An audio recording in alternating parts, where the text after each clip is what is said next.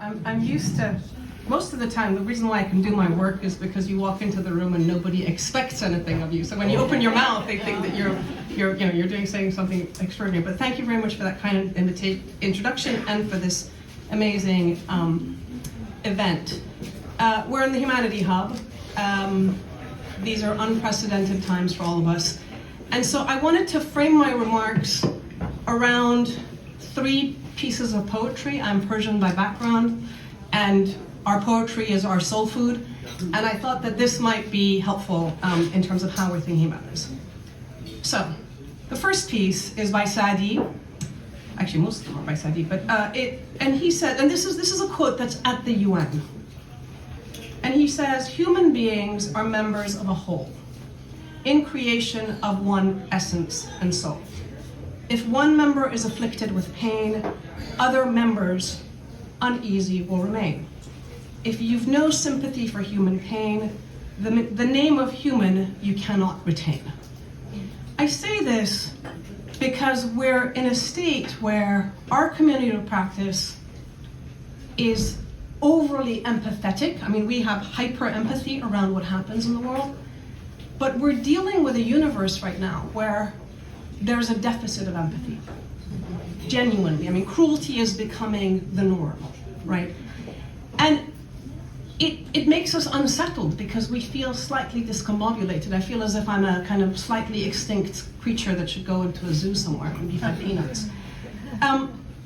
This unsettlement isn't helped by the state of the world that we're in, and we're not going to be able to sort of get into that much detail, but I just wanted to show you, we can talk about ICAN later if you want, but we do an annual meeting with our partners from around the world, 44 countries now. And this year we looked at the state of the world, the state of our field, and the state of ourselves. And you can see all the things that I'm talking about. Number one, authoritarianism, state authoritarianism is rising and democracy is receding. We all know that. But number two, we're also seeing the era of supranational identity-based movements that are colliding with this, right? So whether it's, we were in the West, we were worried about the jihadi movements. They're still around, but there's also white supremacy. That's still around. There are others. So there is a transnational force that's out there that is counter pluralism. It is counter women's leadership and gender equality, as we all know.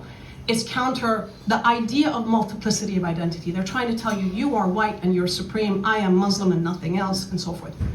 And the problem is that when we live in the age of extremism, when something happens in Gaza, it's not just Gaza, it's happening here as well. When something happens in Iran or in Somalia, it's also here. So we can't say foreign policy over there, domestic policy over here. These things are interconnected. And it's confusing people, and the right wing is taking that and basically polarizing us around pointing the blame to immigrants and refugees and so forth. In my world, I say, if you don't want refugees, stop arming and supporting wars, basically. I mean, we can't support wars and be anti-refugee at the same time. We need some coherence, and the hypocrisy is killing us all. So that's the kind of state we're in. And then we're seeing the rule of law being abused. Again, if you come from an authoritarian regime, you know that rule of law can be rule of bad law. And we're seeing that happening in our countries. I'm American, got American citizenship, I've got British citizenship, and it's kind of scary to see how things are evolving in these spaces. So here we are, we work internationally, and all of a sudden, all the problems that we're dealing with internationally are in our own backyards. What do we do about this? And this is what I wanted to kind of talk a bit more. First of all, we need to just acknowledge the state of our field and how much burden we're being asked to carry. If you're a woman peace builder in Yemen, not only you have to be doing the mediation negotiation with the armed groups and the fighters and the tribes and so forth, you then also have to deal with famine. And then when COVID came, you have to do food. And then maybe there's an earthquake and so forth. We're asking local people to just carry these incredible burdens without the resources that they need. It's extraordinary, right? The effect that it has on them, and then those of us who support them, is traumatic. When Afghanistan happened, we had vicarious trauma, those of us who were involved in helping our Afghan colleagues. And it continues. We're carrying the traumas. We don't think about it often, but it's there. Now, all of a sudden, or not all of a sudden, as time has gone by in the last 5 to 10 years, we've seen the problems creeping into our own societies. But we've, at least from where I sit, I can honestly say that I found it overwhelming to deal with the problems in the US. It wasn't like I turned and pivoted to say, I need to deal with the extremism that is happening in my own backyard, right? We don't have the resources to do that. We don't feel necessarily connected. We also often feel that the people in Yemen or Syria or Afghanistan need our help because they get so little attention. So let somebody else deal with the problem at home. We can't do that anymore. The problem at home is our problem, and the problem at home is our partner's problems. It's all connected. So this then puts us in an interesting space to say, and I'm speaking very personally here, it's really a state where I'm thinking, all these years I've supported my partners to do community mediation and community-based dialogues and interaction with their security actors and engaging across polarized societies under authoritarian states, right? What have I done? Apart from supporting and enabling and lifting them, am I able to have the courage to do what they do there, here? This is the question that we all have to ask ourselves. How do we make sure that we're not just sitting here and in one way or another thinking that we are bestowing our whatever knowledge, etc. over there? It's actually asking them with humility to help us figure out how do we talk to our own communities here. Syrians who for 11 years managed to figure out how to engage under the Assad regime have a lot to teach us. And it was the women who were doing a lot of the mediation that allowed HTS to go into spaces without violence. So these invisible heroes are the people we should be listening to, and we should be thinking about them as international heroes. They're not just local, they're international. What matters is that we don't lurch from the way things have been, the West bestowing its goodness to the rest, to suddenly saying localization and erasing this sector. We need the ecosystem, we need the local, we need the international, we need the connectivity, we need to learn from each other, and we need to work with humility around the comparative advantages that we each have.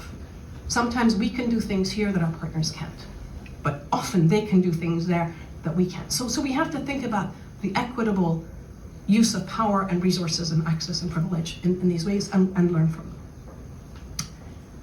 We heard optimism is really important. I say that pessimism is a privilege of the privileged. It's really easy for many of us to say, I'm done, I'm gonna go and serve coffee in a bar or read my books. Our partners can't do that, and I think increasingly we can't either. So we have to think about that issue. We have to show up for each other. Solidarity matters. When one institution is being affected, we need to stand with them. And what I think about it for me is that freedom of expression isn't just a right, it's a responsibility. I can say things that my Afghan colleagues or my Palestinian colleagues cannot say. I also get targeted, but again, I have the citizenship of countries that so far claim to have democracy. So I have a responsibility to speak out. My mother doesn't like it very much when I do, but I think it's very important to do. The next thing I think which is important is that we as a community are invisible in our own societies. The media doesn't cover our work very well. Very often the coverage is it's waste or why are they doing this kind of programming and so forth. But the actual stories of what it is that we do, how we do it, what impact we have, what impact our partners have.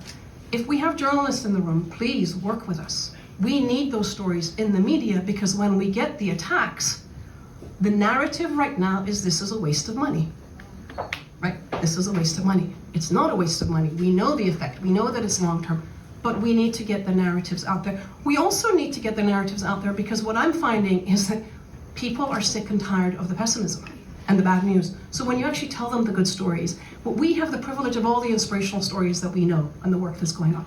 Those stories need to be shared in our own societies as well. So it has a mutual effect, both for our partners, but also in terms of the work that we're all trying to do.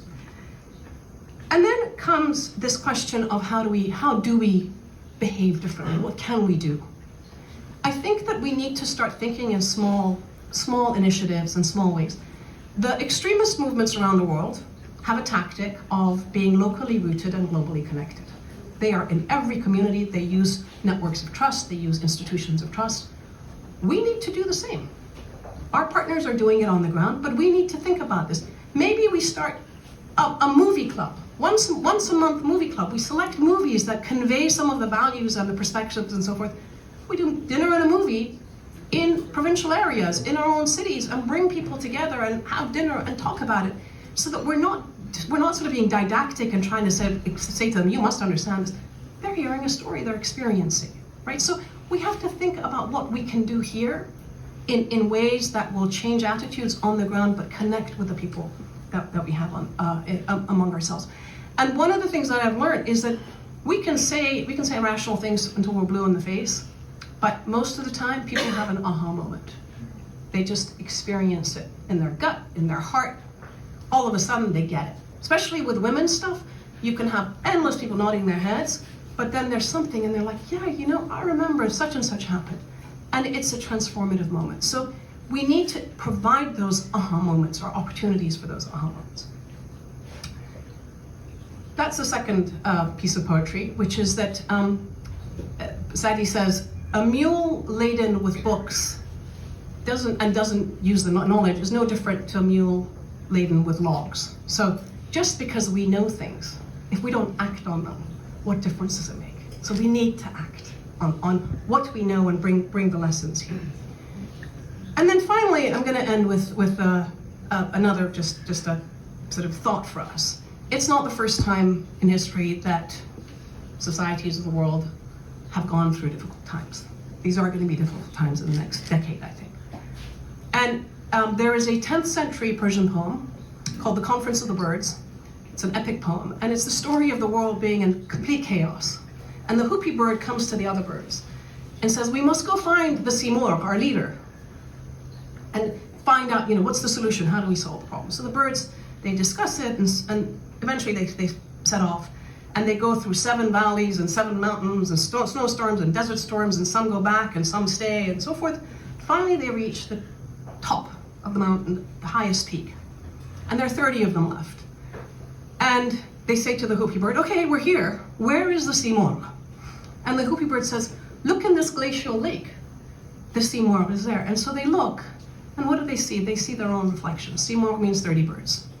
The answers, my friends, are in us and ourselves. We should not be looking for leadership outside, over there, in some other country. We have to take the leadership, and we have to build on what we know, and we have to set the course for the future generation, because those of us who have kids feel immense guilt, I think, for the world that we're giving them. So take your hope, take your resilience, take your beliefs, take your knowledge, take your partners, and let's get this sorted out amongst ourselves. Thank you very much.